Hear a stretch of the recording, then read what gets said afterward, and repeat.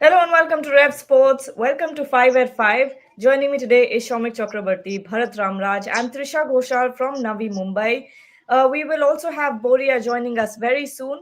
But let's talk about the India versus Australia game. First, in the first innings, a batting collapse for Team India, not many runs put on the scoreboard, and then Australia seems like they're chasing it like a walk in the park. Finally, we see a full game in the T20I series, but it does not go India's way. Lots to talk about Harshit Rana, Shivam Dubey, and the bowling that we've seen so far. But Shomik, starting with you, let's start with the first inning. What did you think of India's batting? You know, lots of wicket falling in consecutive uh, overs, and then Harshit Rana coming in at number six. Uh, Gotta be tongue in cheek. I'll start with that. This bouncy track, jumping jacks. This is tongue firmly ensconced in cheek. As far On a serious note, I'm seriously baffled about India's batting strategies. Until over number 17, Abhishek Sharma played just 27 deliveries. Then, during the partnership between Abhishek Sharma and Harshit Rana, the informed opener played 14 balls, while the all-rounder in the making faced 31 balls. I'm clearly baffled by such batting strategies. I don't know. It was a case of Hazelwood casting a spell over the Indian top order, and then there is basically that apart from that partnership between Abhishek Sharma and Harshit Rana, although Harshit Rana, we are told that his role was that of a pinch hitter, but he played like a sheet anchor. And then the thing is that there is no resistance from the lower order, from the tail. I am also clueless why Shivam Dubey, Harshit Rana went ahead of Shivam Dubey. Maybe, I don't know, maybe that was because of that left-right combination, because Abhishek Sharma is a left-hander. That could be the only case. But I'm seriously baffled about it. You can lose the game after India were on a winning spree in T20 and you can lose the game. But I'm seriously baffled about their batting strategies.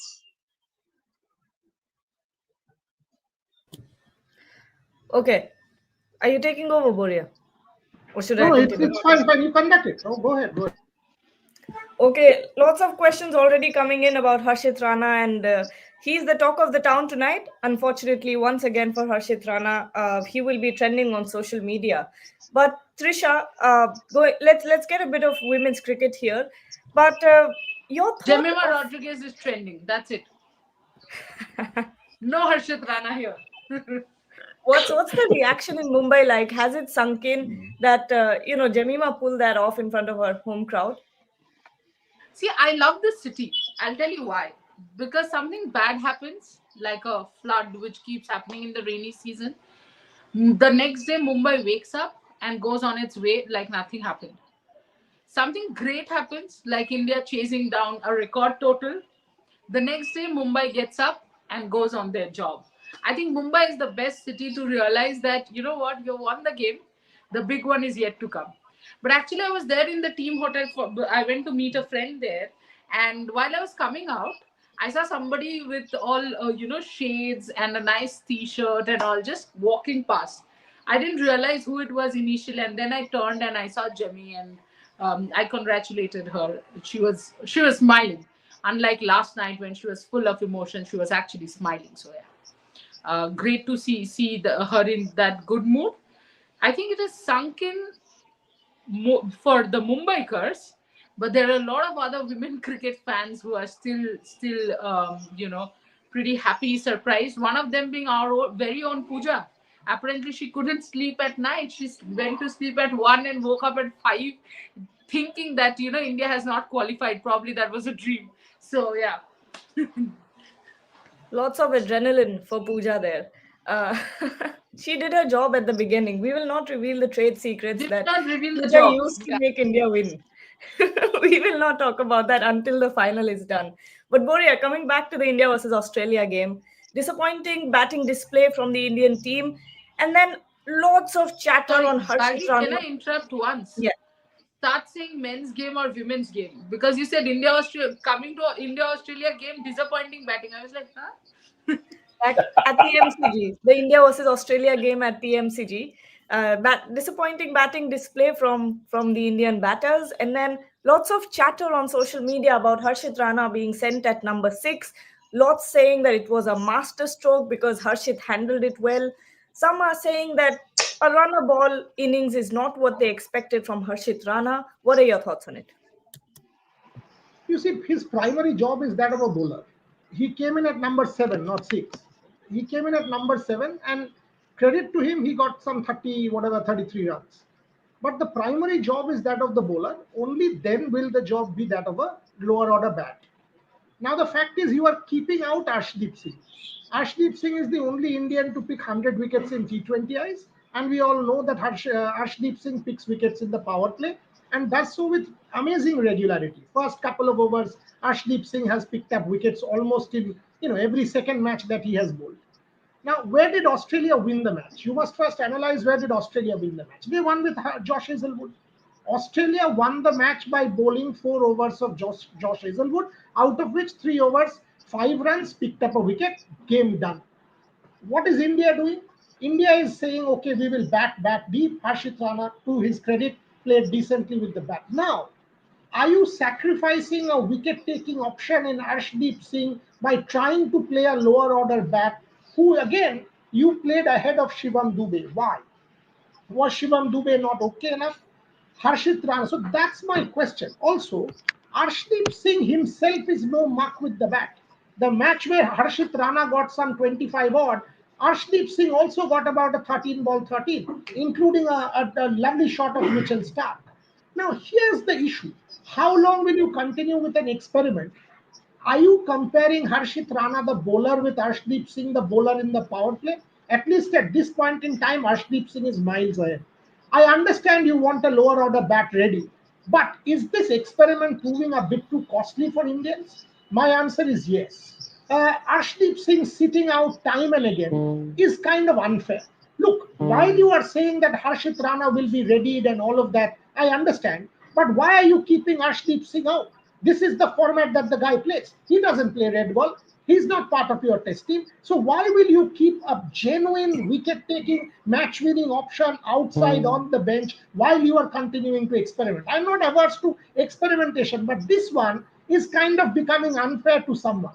I understand the Sanju Samson one. I do. That okay, give him a shot at number 3, Surya at number 4. This is a bilateral. We will experiment. But honestly, to keep Arshdeep Singh out of the team time and again is becoming a bit baffling.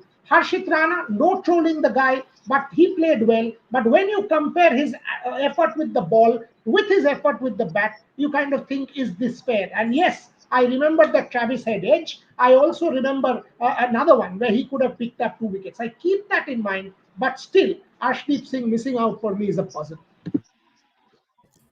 Bharat, what are your thoughts about this? Because this is a valid concern here. And Komal Chauhan is summing up Harshit Rana's performance in the match today. Australia has won. Harshit Rana 33 balls में 35 runs की 35 runs 13 के economy से runs दिए and oven का catch छोड़ दिया. So if you compare his performance versus to what Boria is saying, having an Arshdeep Singh in your team, what would you pick? See, the problem with Harshit Rana is he bowls both sides of the wicket, in especially limited overs cricket and more so in T20 cricket.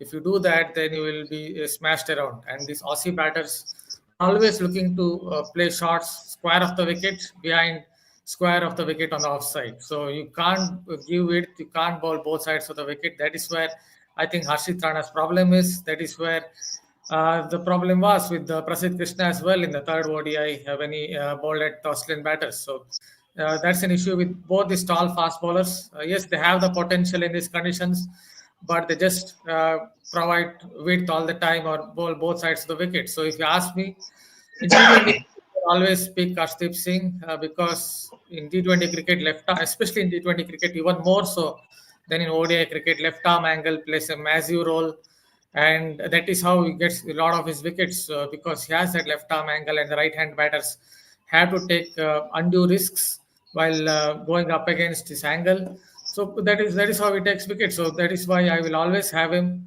Yes, I understand the batting depth concept, but it's also a little bit of an illusion in the sense that you need to have the right kind of resources for a player to come in at say number 8 or number 7 or on those lines and get a quick fire 30. Yes, Harshit Rana has improved his batting. Last season, when I watched him in the Dulip Trophy, while he was facing Prasid and Avesh Khan in the Dulip Trophy, he was backing away, and these two bowlers were bowling the hard length and really troubling him. He's improved his batting, but his primary role obviously is his bowling. The big problem with his bowling is he just bowls both sides of the wicket. Until he does that, T20 cricket in particular will be very difficult for him, which we saw it in the IPL 2025 when he was all over the shop. Amit here is saying, what's the point of playing three spinners in a bouncy, pace-friendly wicket? Out of the four wickets, sorry, out of the five wickets that were taken, four were taken by spinners. So that's the point of playing three spinners on this wicket. Also, it makes a lot of sense to play them because of MCG, the dimensions, giving your spinners a chance to uh, go out there and get some wickets. More questions here. Jon Snow from Game of Thrones has joined us. Shomik, uh, please take this No, comment. Give us this John Snow could be the England fast bowler, not. Uh, Exactly. this is the England fast bowler job, John Snow, Gargi, and Shomik will remember. Bharat, I don't. Bharat will also know the collision between John Snow and Mr. Gavaskar in the 1970s in England. John Snow from that England tour rather than from Game of Thrones. Unfortunately, my generation only knows Jon Snow from Game of Thrones. So, Shomik, he's saying Gil can't bat in seeming conditions. You're on mute. 85-25 generation. This morning, I got a I got a call from the Nobel Committee this morning. They were asking for Gargi's number. They're asking for Gargi's number, and I asked Gargi if I can share. We'll get back to that, but as regards this question, yes, in seeming conditions, not only India, in modern debaters, the majority of them cannot bet. It is not exclusive to India. You put, against quality bowling, you put the Australian batsmen in there. If Australia are batting first, you put the majority of the England batsmen. I'm not talking about someone of Joe Root's class, but you put the majority of the English batsmen there, the majority of them cannot. I mean, because of the proliferation of white ball cricket, that kind of technique is at a premium. So this is the reason, and we have to live with that. This is the name of the game now, and that Rahul Dravid, Sunil Gavaskar, or Rahul Dravid kind of technique, you will no longer get, or Sachin Tendulkar kind of technique, you will no longer get. But that's the way it is. So it is not exclusively against moving ball, against lateral movement. It is that Indian batsmen are struggling. It is not exclusive to India. Every team struggles. The majority of the batsmen struggle. So that puts things in perspective. I think we have answered the question. okay. There is one question here, Trisha. Chinmay Kumar is saying, अरे ये चुन्नू मुन्नू चंगू मंगू को अभी बाद में देखो. Baki Radha Yadav should play in the final. We already have Deepthi, and also the rotation of bowlers should be proactive. Rest remains the same.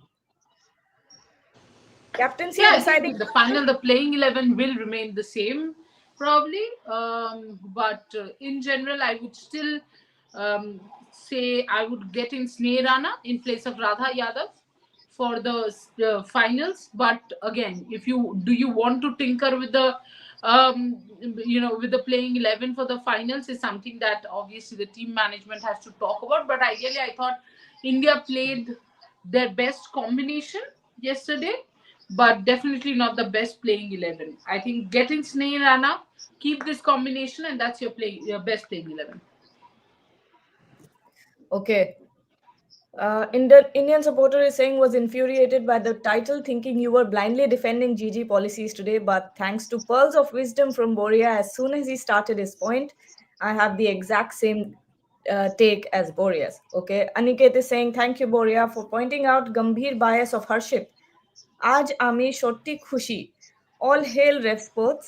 This is what I expect from Boria Mujumdar and team. This was beautiful. The Bengali Thanks. reading was perfect. Perfect, Thanks, Gargi. guys. You know, So, clearly her maths is much inferior compared to her Bengali. it শ্রমিক, absolutely is.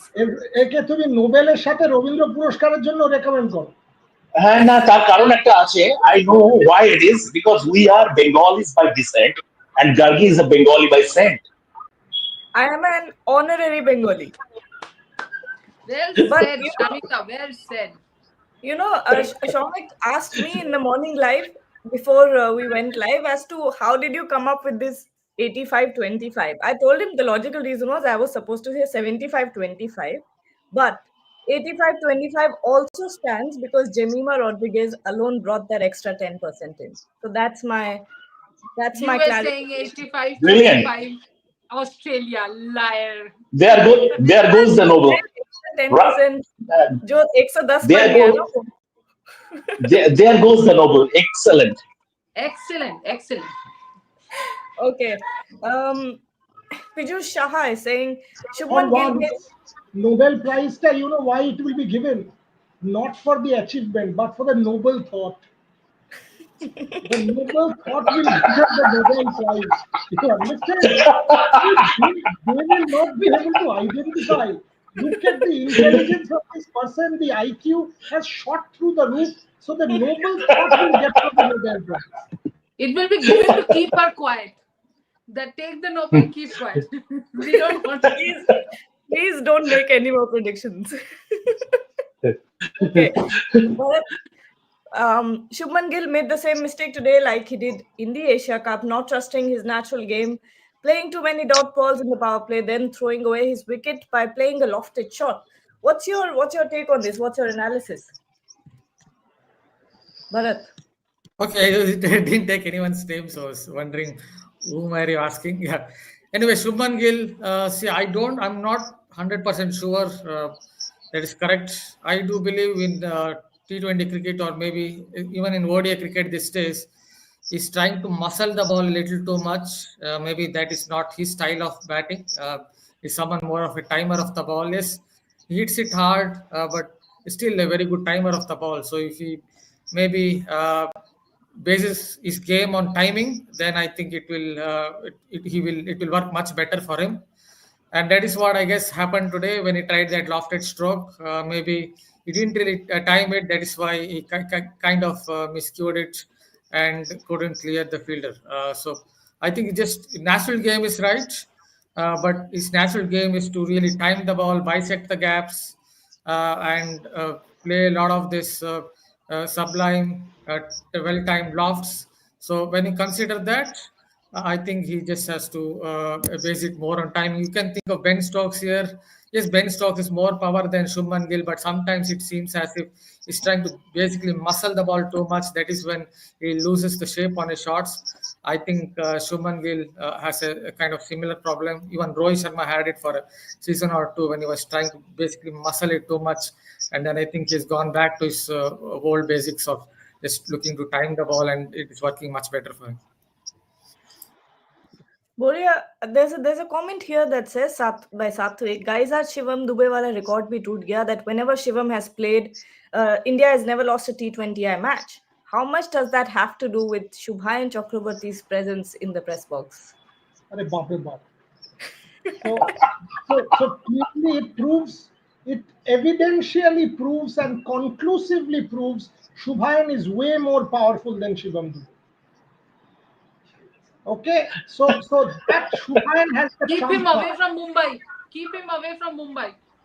Shubhayan in spirit will be with Trisha, but not physically. Yeah. Will be in spirit. Please. So Shubhayan and in fact we have kept him away from the country. Yes. We have said you be away from the country. So we have done everything possible in our powers to limit Shubhayan's powers, which is serious, by the way. So you can understand that Shubhayan will not be able to cast his spell on Navi Mumbai. Having said that, it would have, on a reasonable thing, kabhi na kabhi to hona hi tha. आज हो गया, but ज़्यादा experiment हो गया आज. That is why, and Shivam Dubey was way too down the order. Abhishek Sharma should have been given way more balls to bat. Uh, you know, I understand Abhishek was mentoring Harshit, but rather than Harshit playing the big shots, the single and then Abhishek, that should have been the strategy. Unfortunately, that wasn't the case today. It's okay. I mean, I'm not reading too much in a bilateral, but as I said, I'm a little upset with Arshdeep not being there because by not giving the guy game time, are you kind of impacting his confidence, momentum, rhythm, everything? Because after coming back to India, he will not play the South Africa test matches. Are you kind of negatively impacting Arshdeep Singh? Is the larger question with this Harshit Rana. There's Okay, this. y'all continue. I will have to leave for a sponsor meeting, so y'all continue, and I'll join you tomorrow. Thank you.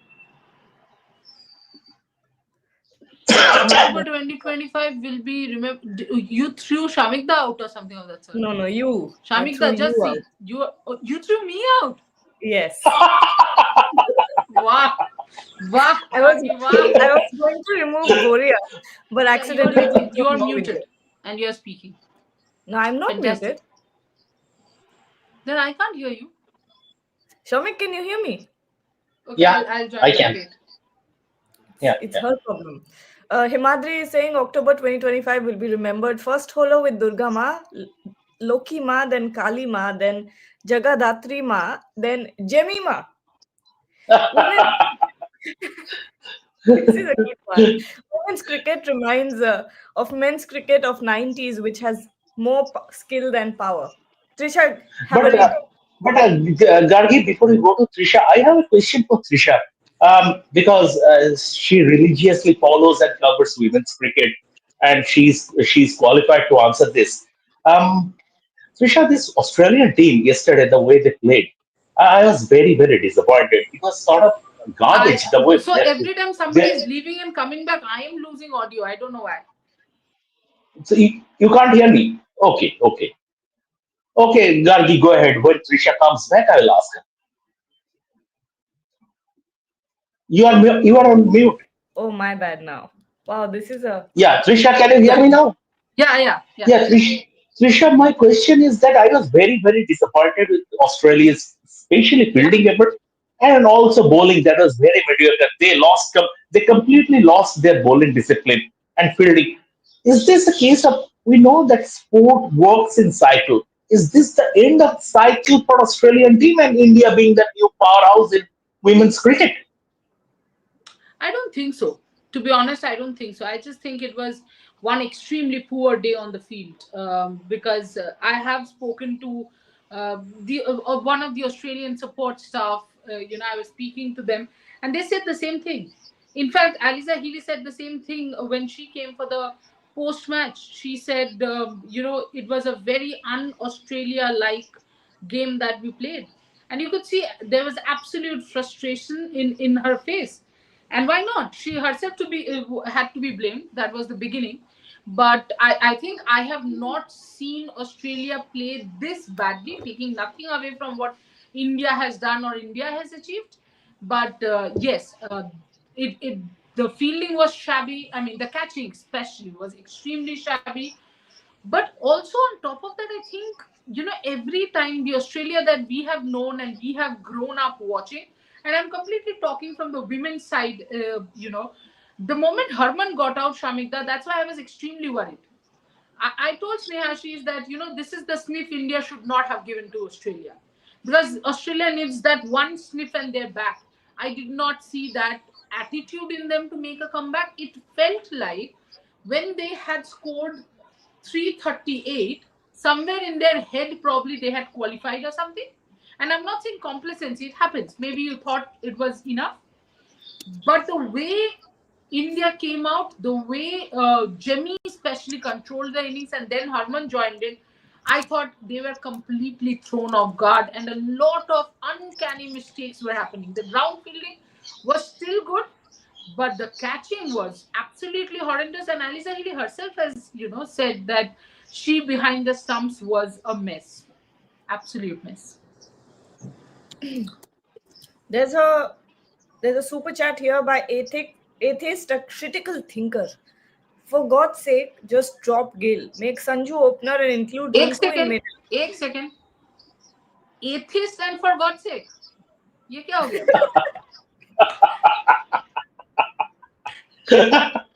What a dichotomy. Pick This is, one. this is Pick one side.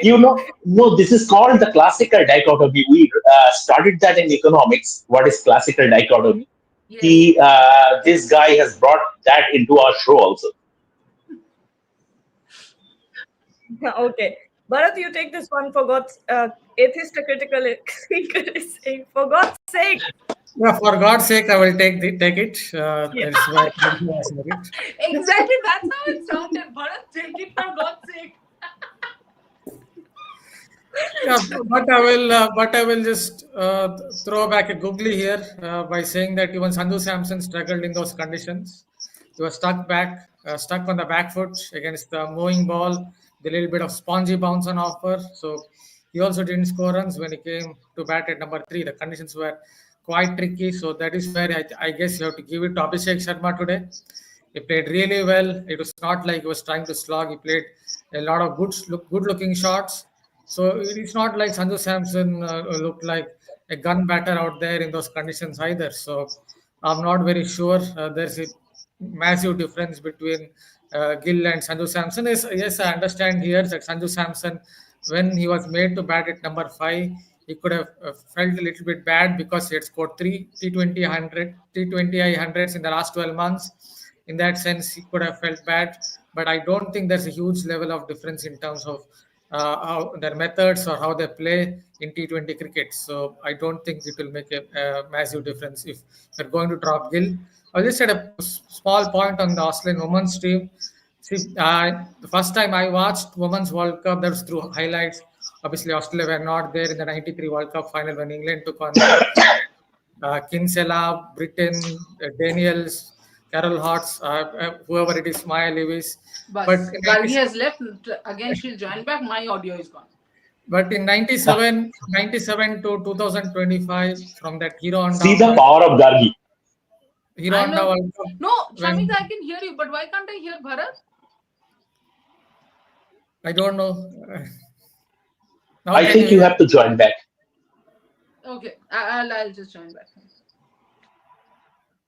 But right from the Hero Honda World Cup in 97 to 2025, right from the days of Belinda Clark, South of World, Mel Jones, who have Lisa Kitely, Olivia Magno, Zoe Goss to 2025, I've never seen Australia women feel this badly, at least in knockout games. I've never seen. I was just stunned into silence and astonished by how poor the catching was, though that ground fielding was still fine. Gargi, I just have to tell you something. For God's sake, stop going out. Because every single time you're going out, I can't hear anything. I have to go out and join back again. Unfortunately, I am home alone and I had to open the front door. So otherwise, throughout the show there would be the bell going off in the Yeah. background. Okay. Final couple of questions on the show here. There were a couple on, of course, the final that we're all waiting for. Chinmay is saying Marizan Cap gave me flashbacks of Jack Calise while she was batting in shades of Dale Steyn while bowling against England in semi-final 1. Absolute Jaffa spell that, as Sunny Sir says. I also saw a lot of South African journalists talking about the fact that maybe Marizan Cap is the next big thing, after Jack Calise. Oh, okay. I thought next big thing kahan se ho gaya, No, bhai? I think equivalent of him. It was always the case. I think people have just woken up to Marizan Cap, but somebody like us who have followed women's cricket, she's an absolute legend. I mean, I think one of those very few women cricketers that I am completely in awe about. I remember one of the practices we went, South Africa practices, and Marizan Cap was entering from there. So I was going. And after some time, Sneha, she's like, you do realize you don't and shouldn't do that. I was like, yeah, sorry, I didn't mean to. He's like, yeah, there are other players. I was like, no, see, she's practicing. But also, you know what, Chinmay, if you ever see Marizan Cap practicing, it almost seems like, a first bencher is preparing কোথায় Jack Kallis আর কোথায় cap, clueless people. Republic music, তুমি মিউজিকে ফিরে যাও। হ্যাঁ, so as I was saying that, Marisane Cap does her routines and techniques so seriously. While you are seeing people like Ayabanga, Khaka, Masabata class, they are dancing to music or doing something. Marisane Cap is like that first student of the class who will be, absolutely serious. She'll bowl and she's brilliant, for somebody, and the way she scored in the semi-finals, both with the bat, and then she came out and that first over. Just by the way, this is the second time this World Cup that she has picked up a wicket in the first over itself of the innings, and we don't want any third instance, in the next game at least. And one more thing, Trisha, about the final. Sometimes what happens after after an absolute high when you have beaten Australia in a knockout game, chasing 340 runs. So from there, sometimes the intensity drops a bit for the final. We have seen this across sports, Correct. across Correct. sporting disciplines, and irrespective of men's sports or women's sports. Because if the semi-final is your highest point, is your pinnacle, then you can no longer reach there. The curve will come down. It has happened many times in sport. Do you have any such apprehension that that could be the case with the Indian team in the final? Yes, not only me. Let me tell you, I have spoken to at least 3, 4 former cricketers here who were continuously saying, I think अब इनको emotions रोक देना चाहिए, अब इनको emotions रोक देना चाहिए. We don't want this to be the highest because there is one more game to go. And I know they were continuously trying to reach the Indian team, by manifesting, not directly because they can't go to the ground and stop anyone. But yes, I think 3, 4 former cricketers here who have said that. My only positive thing in this was, Shamikda, that I think even South Africa had quite an emotional, one against England, because they have lost to one semi-final, and then they lost the final in the T20 World Cup where Bharat and Snehashish were there. So they also were emotionally absolutely drained. I thought with India, it was a little more because it was Australia. The occasion was bigger, home. And that's why I'm just hoping that this does not affect the team. This does not, but yes, the team does seem a little more relaxed, um, which could be a boon, which could come back to bite us. But again, it is what it is. I thought if you win against Australia, it's a big deal, especially in women's ODI format. I keep repeating that T20Is, anybody can beat anybody. It's that format of the game. But ODIs, if you have beaten Australia, I can understand the kind of celebration. But yes, I am anxious. That's why somebody asked me today morning, "How are you feeling?" And my first word was, "I'm feeling anxious." I have been feeling this since the last night. Gagi, you remember after the post show, once we are off the live, we were chatting about the same thing. So yeah. Bharat, final comment from you. On Sunday, we're going to see the final of the Women's ODI World Cup. How excited are you? And who do you think has a realistic chance of lifting that trophy? Well, I guess I gave gut feel back in August itself. I don't know whether it will hold. Maybe in the final it will be a choke or something on those lines, because two of my gut feels went wrong in Dubai. I had already said this is India's World Cup, but yeah, it might turn out to be something else in the final. But I think India have the better side in these conditions. At least India have the better side. It just comes down to maybe doing the small things right. It could be in terms of running between the wickets. Yes, it's been told like the broken tape recorder in the past. So I don't know for how many times one should repeat that. Maybe in terms of fielding, ground fielding, again, it was not so good last time around in the match, even in the match against Australia. And it could be related to bowling changes, small tactics. For example, I couldn't understand why a single bowler didn't bowl from round the wicket to Litchfield when she clearly stays leg side of the ball. And especially when it comes to women's cricket, what I see is a lot of bowlers have front on action. So if you have a front on action as a right arm seamer, and the angle is going to go across Litchfield. So you're basically giving her room all the time. It's something that baffled me. So it could come down to those small things that could result in India losing. So if they tighten it up, I think they have a very good chance. But I just want to add a point on Carp as well, because I took her interview a couple of weeks ago. Especially, actually, I was a little bit scared interviewing her, looking at her competitive spirit on the field, wondering what she would say. But she smiled a few times, laughed a few times, and then I felt asking her questions. But yes, on the field, she has great competitive spirit, and from ball one, she's able to hit the right line and length. I think that is her greatest strength as a bowler, because you don't often see that with most bowlers from ball one. I'll take this comment and then end the show. Viraj More is saying, again realistic, expect the unexpected.